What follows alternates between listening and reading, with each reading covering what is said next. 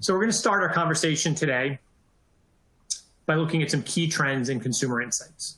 So first, let's look at some survey data that lets us know where consumers are today. Our parent company, Dentsu Aegis Network, conducts a regular consumer survey related to COVID recovery.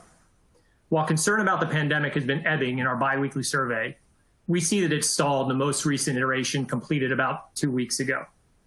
Consumers have been cautiously moving towards a lower level of concern, but recent events and the reemergence of higher infection rates means that sentiment has stalled and concern remains.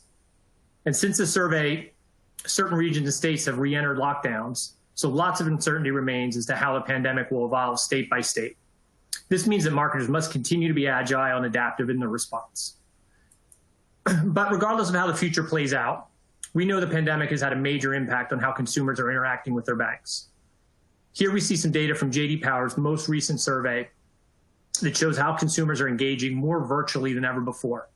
And as this chart shows, they plan to continue these behaviors post-COVID.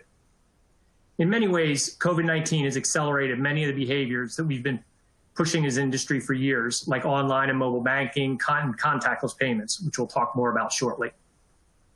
As marketers, it's important for us to be aware of these changes and the expectations that go along with them. We'll talk more later about what we can do to meet consumer expectations where they are today and as they evolve. But first, let's look at some key trends. The last 100 days of the crisis have been dramatic, and there's 5 key trends that we really want to highlight for you today and point out. First, we see that about 40% of US banks have tightened their credit standards for credit cards and personal loans in the face of concerns of worsening credit quality. This is the highest number since the Great Recession. We've also seen a significant drop in credit card acquisition activity. We see here in this chart from Compare Media that in May, estimated direct mail activity dropped below 100 million pieces, which is 1/3 of the normal volumes. And while we expect to see an increase once June numbers are released, we believe they'll be below normal levels. At the same time, we also see that in email, acquisition offers have been replaced in the inbox by customer marketing communications.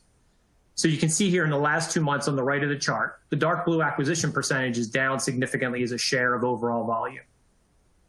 And while most of this is due to a drop in acquisition volume rather than an increase in the customer marketing volume, it does mean customer communications now have a much larger share of voice in the current environment in consumers' inboxes. As I mentioned previously, we're seeing big changes and big upticks in contactless usage. According to Visa, we've seen 150% year-over-year growth in contactless usage, with half of consumers linking their use of contactless to COVID. We're also seeing a large majority of consumers saying they've tried new ways of shopping, whether that's online or mobile purchases, delivery services, or curbside pickup. The marketplace is changing at an unprecedented rate. We've also seen major and significant shifts in the drivers of portfolio profitability. Revolving credit card debt has declined significantly since February, according to Equifax, and Visa's reported that spend on credit cards was down 25% in Q1, which is really only partially impacted by the COVID crisis. But through it all, we've seen many really good examples of issuers reacting to the crisis and adapting offers and value propositions to address changes in spend patterns. Whether those offers are on specific categories like groceries or delivery services, or changes in rewards program earn rates to drive engagement, the best issuers have been nimble in their ability to adapt to the crisis. We believe that each of these trends implies a key action that each issuer must take. So let's start by focusing on the tightening of credit criteria. As the pandemic continues to evolve, given rising concern about creditworthiness, it's imperative that issuers focus on increasing the quality of their audiences across channels. So this brings 2 questions to the fore more than ever as we think about increasing audience quality. First, who are my best customers?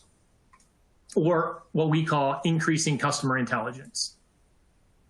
And second, where do I find those best customers? Or what we call increasing audience fidelity. Our goal should be to drive higher on both of these dimensions. So let's talk about each of these in a bit more depth and look at a couple of examples.